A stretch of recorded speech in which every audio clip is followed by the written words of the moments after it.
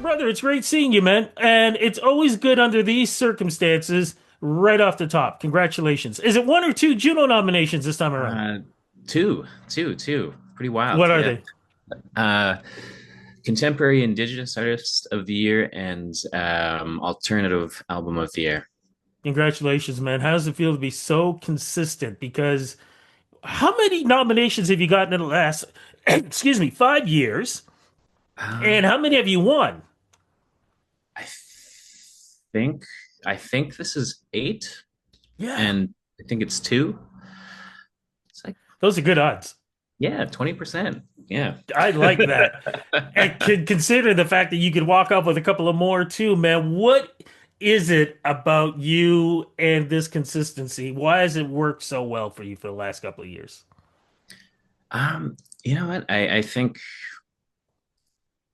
yeah, I've been lucky to be able to do this and keep inspired and keep going. And um, yeah, you know what? Like it's wild because I think it's just going around and meeting people and like that's one thing I think a lot of the industry won't get to see is like when you get to like go and talk to the fans and talk to the people who come to the shows, you know, like because in this industry everyone just goes so full bore, right? And like I'm seeing like a lot of the posts about like different the stresses that come with that, but there's something really beautiful that happens when you just get to meet people and they tell you how they were introduced to the music. They tell you how this song helped them get through this, or this song they just love listening when they're driving, or this song like hit them on this deeper level, right? And so like that's kind of this wild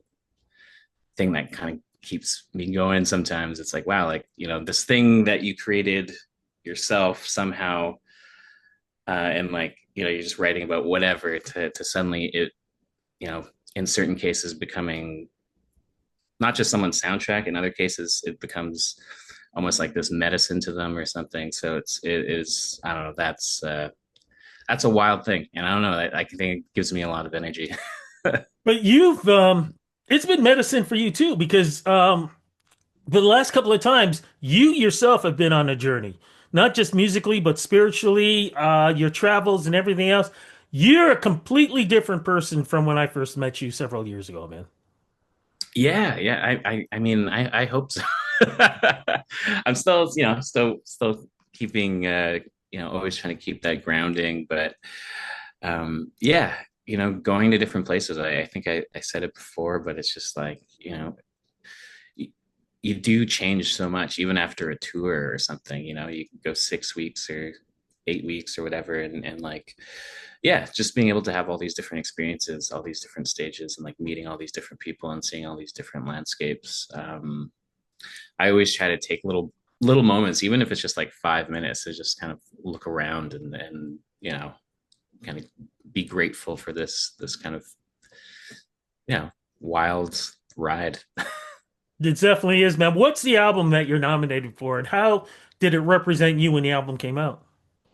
Yeah, it's Edge of the Earth. And yeah, this is like a collection of songs just I'd written over the last like 3 years, I guess, at this point. But when I put it out, yeah, it was all songs that I had written in the previous 2 years, and it was just different moments in my life during the trajectory of my career, I guess. Like it wasn't long ago that I had like an office job and this, punching in and punching out, and like the idea of doing this as a career, the idea of even getting to leave the city to play a show was like so far out of my mind during that time, right? Like I was like, oh yeah, I'm just gonna be a hobby musician and playing them when I'm after work at the open mic or whatever, you know what? Like, and I'd gotten kind of comfortable with that. So kind of to switch that to suddenly go to being in Germany, being in Taiwan, being in Australia, and you know, um,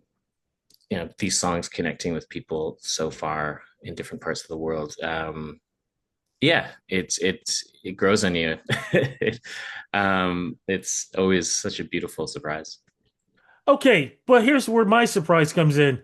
When you have time for more music, because from what I understand, man, you've got another one, another, was it LP or is it an E- EP coming out? yeah, it's an EP. It's coming out next month. Okay, so we got to talk about this, man, while we're here. What's this new EP called and what's it going to be about, man? Yeah, well, this is the Timelines EP. So it's actually it's reimagined, stripped back versions of like two songs from every record. So in a sense, it's kind of like a remix album. Um, and it was really cool to kind of for two reasons. I really loved making the record. Like one is like that's how most people were introduced to my music. Like I think early on in my career, like we were playing hundreds of shows and like I'd say most of them were acoustic because Yeah. like I literally just couldn't afford to bring a band on the road. So I just play acoustic a lot. And so I think that that was like how a lot of people were introduced to my music. And like I never had any acoustic songs recorded. So like there's nothing for people to take home to kind of relive that experience or so like I really loved kind of being able to like make this record for people who want to hear that and want to go back to that place of maybe where they're introduced to me first. And secondly, it was like, I think we've talked about this before about like trying to take time to reflect on these last four Yes. years. Just like I never had that time, but like in making this record, like I was almost forced to go back. I was like, I was just like to go back and be like, oh yeah, like and kind of revisit where I was when I made those songs. And so like it was a really yeah, really cool and like humbling experience to just kind of go back and be like, oh yeah, like that happened and like man, this is what that meant when I made that song and like where am I at where am I at now? And so it was like yeah, really kind of needed experience for me to be able to take that time and definitely yeah visit who I was, you know. Well, I do remember, of course, when I met you at the Alma Combo, you were doing acoustic. So that makes sense. And you're right. This is like a taking a deep breath, which is really, really nice. But you're still going to be taking a lot of breaths too, man, because you got to head to Hamilton for the Junos. What are the plans so far? And also, how does it feel finally being the statesman? Because when a lot of people first met you, they couldn't even pronounce your first name. Now everybody knows it. So we know who you are. So how does it feel to be in that position where now people are coming to you also and now they're asking for advice and, admiring everything you're doing and, they're really following your career. Yeah, yeah, no, it's been really cool. I'm just I don't know, I'm stoked that I can actually be in a position to give some advice. I feel like the industry is always changing though, so even like Yeah. advice I have might be different in like a couple months, you know what I mean? But like it is really awesome to be able to build community and just be in a space where everyone's just like sharing different insights. That was partly why I did the tour the way I did, where I had all the for the Edge of the Earth tour. Like we did two tours across Canada, and we had like incredible local like indigenous openers at every show. And so yeah, like it's cool to see even within that community people, getting to know each other. Like I see like Jessa Sky and Love are getting together and they're making music together, and um, you know Baron Mays, mom still reaches out to me for different advice here and there. And like, yeah, it's just really cool to have a community come together. So what are the plans for Hamilton? The plans for Hamilton, it was funny because like, um, yeah, we weren't doing anything on the broadcast, and I was just like, oh man, like I'm just gonna go and just like, you know, be there and say hello to people and like not have too much to do, but things came in. So like, yeah, we're doing a few things. I'm not quite sure. Um, like I think the songwriters circle has been announced, so I'm doing that, which I'm really really stoked to be on that. Like I think I love that format too. That songwriters in the round where you get to hear all the songs and where they came from.